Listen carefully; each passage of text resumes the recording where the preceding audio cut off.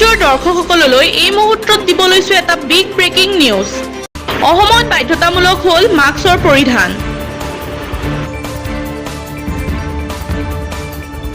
Mask 3 তৰপীয়া পিন্ধাটো বাধ্যতামূলক।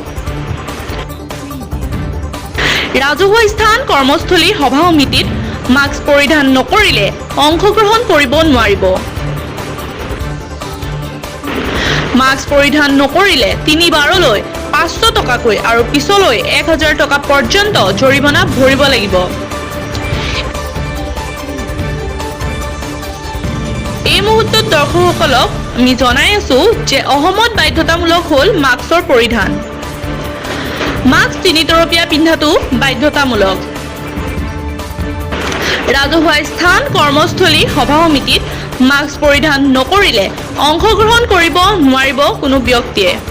Mask পৰিধান নকৰিলে 3 বাৰলৈ 500 টকাকৈ আৰু পিছলৈ 1000 টকা পৰ্যন্ত জৰিমনা ভৰিব লাগিব।